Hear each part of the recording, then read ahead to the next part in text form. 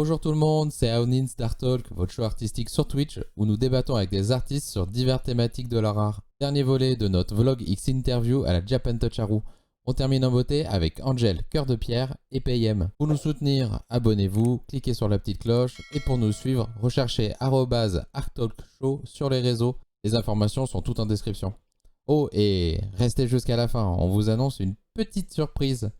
Bonne vidéo à vous et avec l'équipe, on vous fait des bisous. Nous dans notre émission, à la fin de notre émission, quand on finit nos émissions, à la fin de notre émission, quand on invite nos artistes à venir dans l'émission, on leur fait un petit jeu à la fin.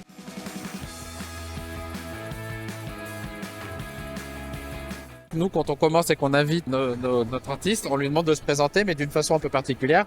On lui dit de choisir ce qu'il veut dire. Donc ça peut être ce que tu as mangé matin, à midi, ce que tu as fait la semaine dernière, ce que tu veux, ou alors le début de pourquoi tu as commencé ça. C'est vraiment à ton choix. Le début, ça peut être un petit peu long, mais... C'est toi qui choisis ce que tu nous racontes, mais voilà, le but c'est que tu te présentes et que les gens en fait aient un peu le ton de ta personne sur ce que tu vas dire. Ok. Angèle Cœur de Pierre, donc je fais des statues plutôt, on va dire, originales. Ça plaît pas forcément à tout le monde, mais quand ça plaît, ça plaît. C'est pas que j'aime pas les nains de jardin, mais c'est pas des nains de jardin pour le coup, c'est des trolls, c'est des fées, c'est des petites choses qui changent un petit peu de l'ordinaire. Alors quand on passe, souvent on a un regard un petit peu stupéfait, donc voilà. On me remarque et c'est peut-être pas plus mal. Sinon, comment ça m'est venu l'idée, c'est pas moi, j'admets tout. C'est mon homme qui a eu l'idée, voilà, qui savait que j'étais très très manuel et je suis quelqu'un de très manuel, j'adore ça. Et pour lui, ça l'embêtait énormément que j'utilise pas ce talent, si on peut dire. Moi, j'ai du mal à dire que c'est un talent, hein. Franchement, je l'admets pas. Et donc, il a cogité, il a dit oui, moi je mettrais bien des statues dans le jardin, mais pas ce qu'on trouve dans le commerce, on va dire. Les Bouddhas, c'est sympa, mais voilà, c'est pareil, hein. On est parti là-dessus, sur cette idée, comment faire des statues de jardin, quel thème. Moi, j'étais plutôt dans le thème fantastique, féerique, donc je suis partie sur les dragons. Et voilà, c'est venu comme ça, de bout en bout, mais sincèrement, moi, j'y croyais pas du tout. Je me disais, oui, je vais faire des statues. Oui, bien sûr, je vais faire des statues. Ouais, bien sûr. Et il a commencé à se renseigner. Et puis, quand la première statue est sortie, c'était vraiment pas mal. Donc voilà. Bon, on remercie beaucoup monsieur, du coup, parce que c'est grâce à lui, du coup, qu'on est là aussi avec toi.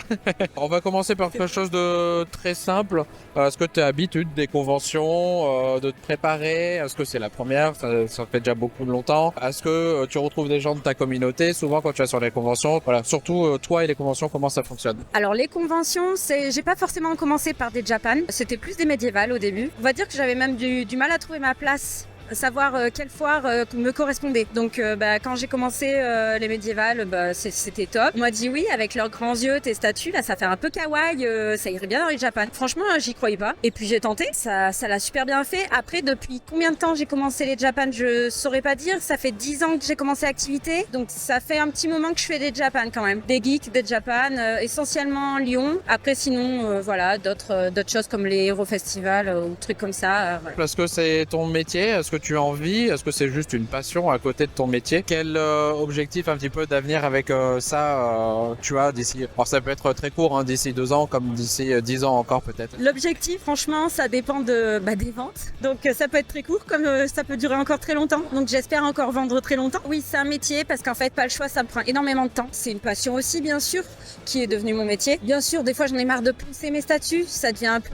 Voilà, c'est lassant. Mais bon, on va dire que oui, c'est une passion et c'est mon métier. Tu fais quand même un art très particulier, hein, on va pas se mentir, on n'a pas revu ça nulle part ailleurs. Donc pour toi, c'est surtout des statues de jardin. Est-ce que ça peut être d'éco-maison également ou autre? Est-ce que il y a une communauté qui est représentative du coup de la sculpture un petit peu comme tu fais? Ou c'est assez rare et t'es parmi une des rares personnes à le faire? Pas croisé grand monde qui faisait des statues de jardin, on va dire. Ouais, vraiment, c'est assez rare. Et c'était un peu aussi le but escompté. C'était de pas se marcher dessus parce que les illustrateurs c'est top ce qu'ils font, mais quand on voit déjà le nombre qu'ils sont, je pense que c'est un peu compliqué pour eux. Donc forcément quand on a moins de concurrence, c'est tout bénef aussi. Après oui, statue de jardin, je définis ça comme statue de jardin, mais je me suis mise à décliner des petites statues parce que bien souvent la réponse j'ai pas de jardin. Donc vous avez pas de jardin, vous avez une maison, vous avez un balcon, vous pouvez mettre une petite statue pour le balcon. Est-ce que tu te sens artiste ou alors c'est que de l'artisanat plus pour toi? Alors je me sens pas artiste. Mais je sais que c'est pas bien. Il y a beaucoup de monde qui pense le contraire. Il y a même des copains artisans qui m'ont dit c'est pas bien de dire ça. Mais j'ai du mal à me dire je suis une artiste. Je sais pas, moi, les artistes, pour moi, c'est qu'ils font des trucs de fou, quoi. Il y a peut-être des gens qui définissent mes créatures comme quelque chose de dingue. Mais moi, vu que je l'ai créé du début jusqu'à la fin, je suis pas à me dire ouais, c'est un truc de dingue, quoi. Donc je me définis pas vraiment comme une artiste. Ça marche. Alors, t'es pas la seule, hein, je te rassure. On a eu beaucoup de personnes dans l'artisanat en général, même s'il y a de la création, quoi, pour eux, ils sont pas artistes pour autant. Mais c'est une des questions qu'on aime bien poser parce qu'il y a toujours des réponses intéressantes. Et dernière petite question, est-ce que tu connais un peu Twitch, du coup, la plateforme, que ça te parle? Est-ce que tu suis des gens dessus ou pas du tout? Je vais passer pour une vieille, mais non. Non, non. Mais, franchement, je suis une vieille, je l'avoue. Hein. Mais je vais peut-être m'y mettre, je sais pas, faudrait. J'ai du mal avec les réseaux sociaux à publier, déjà, tout court. Souvent, je me dis, hop, mais en fait, c'est génial, les gens adorent ça, voir ce que je fais, là où je suis. Donc, il faudrait que je m'y mette, ouais. Et surtout qu'il y a de très très belles choses sur Twitch et notamment on peut retrouver alors beaucoup d'art. J'en ai déjà vu quelques-uns faire de la sculpture sur bois par contre. Ah oui. Donc ça pourrait être intéressant aussi si tu as envie de voir. Ah, Et d'autres qui sont un peu plus dans l'artisanat, type luthier, type poterie, Il y a qui sont plein de- peut-être plus parlants que juste de l'illustration. Alors il y en a beaucoup aussi, mais il y a des trucs bien. Il y a aussi des émissions comme nous qui essayons de se démarquer un peu dans cette masse. Bah, avec plaisir. Bah écoute, je te remercie du coup pour cette interview.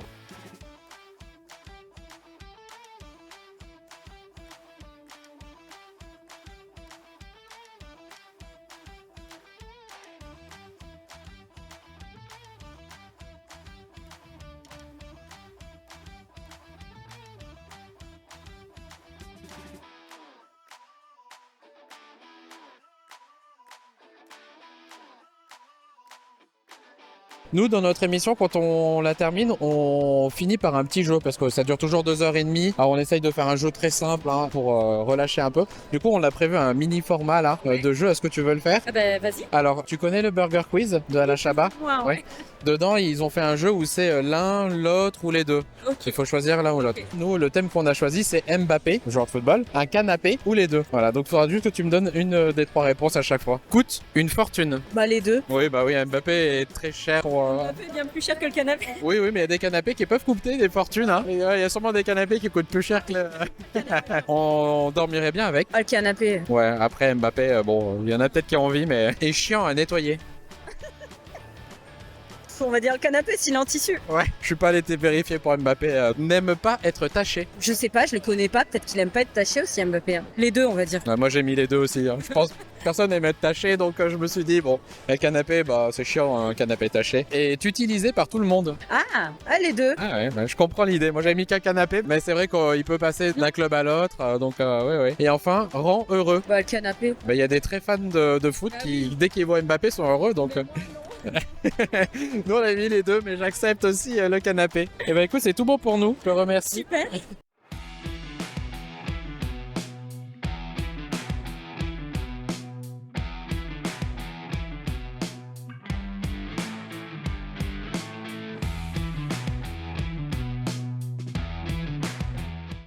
Comment tu aimerais appeler cet épisode un peu hors série?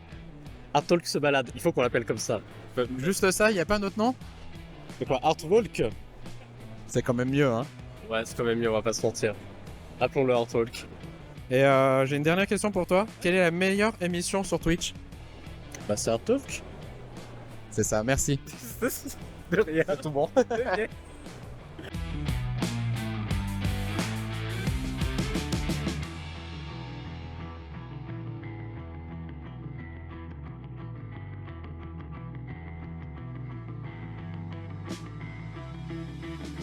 Nous, dans notre émission, quand on reçoit les artistes, on leur demande de se présenter d'une façon un peu originale. C'est de la façon que tu souhaites. C'est-à-dire que tu peux nous raconter ce que tu as mangé ce matin ou à midi, ce que tu as fait hier, ou si tu as eu un petit événement un peu marquant la semaine dernière, dans l'année ou quoi. Tu peux aussi nous raconter du début à aujourd'hui, bébé PM à PM d'aujourd'hui. C'est toi qui choisis vraiment. La façon dont tu te présentes, c'est juste pour que les gens en fait ils aient le ton de ta personnalité Ouais. et de qui tu es. Donc je te laisse te présenter à ta façon. Alors du coup on va essayer de faire court, mais grosso modo BBPM il dessinait un petit peu quand il était petit, et après on va faire une grande ellipse et jusqu'à hier soir où il a mangé un ramen et c'était vachement bon. Voilà, et aujourd'hui il a Japan Touch pour présenter un petit peu ses travaux et les illustrations qu'il fait d'habitude par exemple sur en live sur Twitch. Alors on va commencer avec une question très simple pour se mettre un peu dans le bain. Est-ce que tu es un peu habitué aux conventions? Est-ce que c'est la première que tu fais? Est-ce que c'est simple du coup pour toi si tu es habitué? Surtout avec ta communauté, est-ce qu'elle est assez présente aussi avec toi sur ces conventions-là? Alors, on commence à être un peu habitué des conventions, ouais, parce qu'on en fait déjà depuis l'année dernière. Mais là, en un an, on en a fait une petite dizaine. Donc, on commence à pas mal essayer d'en faire. Mais bon, on apprend quand même à chaque fois. Tu vois, ici, c'est la première fois qu'on fait. Donc, pour autant, on découvre à chaque fois. Et par contre, c'est très cool parce qu'on a, dans chaque ville où on va, quasiment, on a un petit peu de la communauté qui vient. C'est trop cool de voir des têtes qu'on connaissait pas, mais qu'on les pseudos, peut-être vus, tu vois, sur les réseaux sociaux et tout. Et ça, c'est vachement chouette. Ton univers qui est vraiment très particulier, on voit qu'il y a toujours beaucoup de références ou quoi que ce soit. D'après toi, qu'est-ce qui est le plus important? C'est d'avoir un univers qui va être parlant aux autres ou vraiment un style qui est propre à soi? Quand je parle de ce qui fonctionne le mieux, c'est dans tout, c'est-à-dire en termes de communauté, donc de personnes ou quoi que ce soit, mais aussi en termes de vente, que ça soit juste sur la convention comme sur l'année entière. Premièrement, c'est sûr que le style, c'est hyper important. Trouver un style qui colle à soi, à ce qu'on aime dire surtout, en fait, c'est super important parce que c'est là où ça va venir développer un univers de manière générale par rapport à tout ce que tu vas créer. C'est ça qui va être super intéressant et où les gens, quand ils vont trouver une référence dans un travail, en trouver la même, un peu identique dans un autre et tout. C'est ça qui va créer ta propre petite mythologie en fait à travers tes dessins. Et après, en termes de, on va dire, par rapport aux ventes, oui, c'est sûr que c'est toujours un peu plus intéressant quand tu vas ramener des choses que les gens connaissent. Mon propre avis, c'est que ça doit être une porte d'entrée pour les gens qui ne connaissent pas ton travail. Comme ça leur donnera peut-être envie de découvrir un peu plus les autres trucs que tu vas faire qui vont être plus personnels. Et là, c'est une bonne porte d'entrée, je trouve. Vu que tu es sur Twitch, les jeux vidéo, ça doit te parler un petit peu. Qu'est-ce que tu penses donc de l'art dans le jeu vidéo, mais sous toutes ses formes? La musique,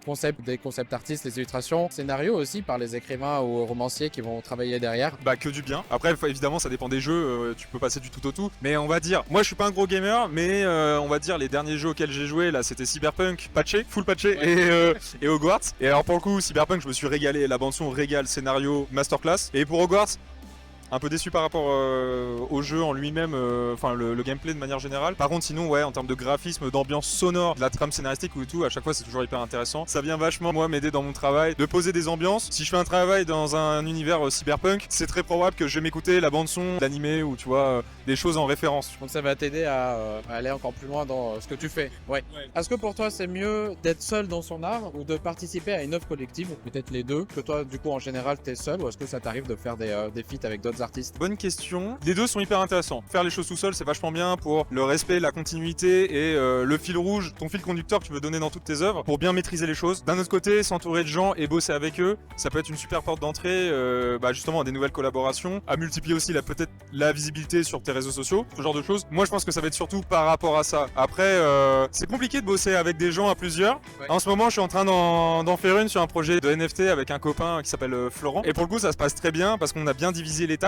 Moi, je m'occupais vraiment des décors, lui des personnages. Et là-dessus, ça marchait très bien parce qu'on était tous les deux très impliqués dans la thématique japonaise et la représentation liée au Japon de manière générale. C'est assez bien passé. Après, à voir si ça se goupille toujours bien. Je sais qu'il faut quand même un peu avoir, tu vois, les mêmes mentalités, la même rigueur et ce genre de choses. C'est toujours intéressant d'essayer de travailler à plusieurs parce que des fois, tu vas beaucoup plus vite et t'as des échanges plus intéressants. Et pour le long terme, c'est plus cool, quoi. Même si tu as déjà un petit peu répondu sur le début, je vais te redemander correctement, qu'est-ce que tu connais un peu de Twitch? Si toi, tu stream et où est-ce qu'on peut te retrouver? Qu'est-ce que tu consommes sur Twitch un petit peu comme contenu? Donc sur Twitch, moi je fais du dessin à la tablette graphique dans laquelle je fais, enfin tous mes dessins en fait passent forcément par la case Twitch à un moment ou à un autre, même les projets que je fais pour les clients, donc ça peut être intéressant pour essayer de retrouver un peu la démarche, comment ça se passe avec un client, pour avoir des explications, comment tu négocies ton tarif, tout ça, enfin ce genre de choses. Voilà, j'essaie de présenter au maximum ça et de développer un petit peu mon processus de travail de manière générale. Côté de ça, je regarde. En vrai, c'est vachement éclectique ce que je regarde. Aujourd'hui, j'ai plus trop le temps de regarder parce que je bosse comme un fou. Je regarde autant du jeu vidéo, je vais regarder autant des gros streamers comme les Zerator et compagnie, je vais regarder autant du e-sport. Exactement, ouais, Zilan en ce moment. Je t'avoue, j'ai rien regardé pour le moment. Ça se trouve, c'est ouf ce qui se passe, mais on le saura lundi du coup quand ça sera fini. Un petit peu de e-sport et pas mal de dessins aussi, notamment les chaînes de Fakir, les chaînes de Pommeline aussi qui est juste là-bas, et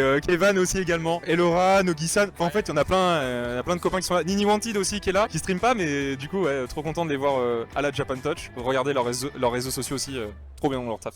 Trop bien.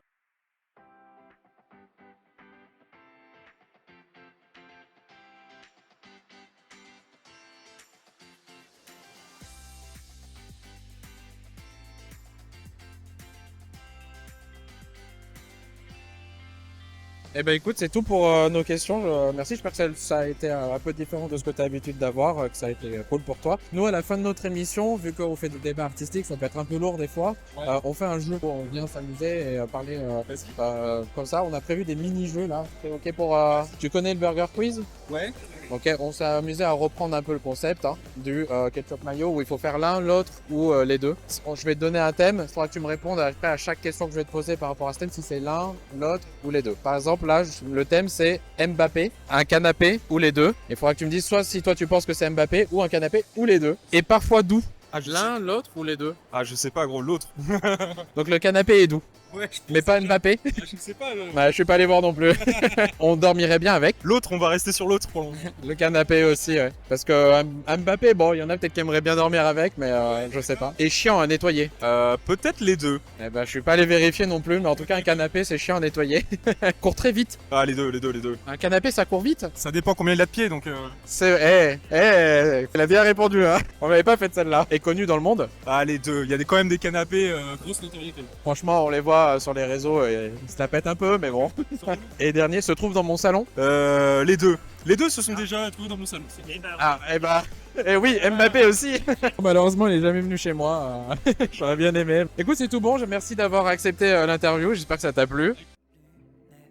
Et voilà, le premier épisode d'Artwalk est terminé. On espère que le format vous a plu autant qu'à nous. Comme promis, on a une petite surprise pour vous. Retrouvez nos capsules d'interview des invités de la Japan Touch Haru dans un cadre plus intimiste chaque dimanche à compter du prochain. Vous êtes gâtés. On a eu l'honneur d'interviewer Neishiru, une cosplayeuse très talentueuse connue pour sa Nami de One Piece ou sa Tsubi de Nier Automata. Sarah Beaulieu, une scénariste et notamment directrice narrative d'Assassin's Creed Mirage. Asbel Lab, un artiste make-up qui rayonne de couleurs dans un style quotidien, l'Harajuku. Vanina Pradier, directrice artistique et doubleuse française, connue comme étant la voix de Gwendoline Christie, Jessica Biel ou encore Emma dans Vinland Saga. Et enfin, Moll Cosplay, cosplayer de renom, notamment pour son cosplay de Geralt de Rive dans la saga The Witcher.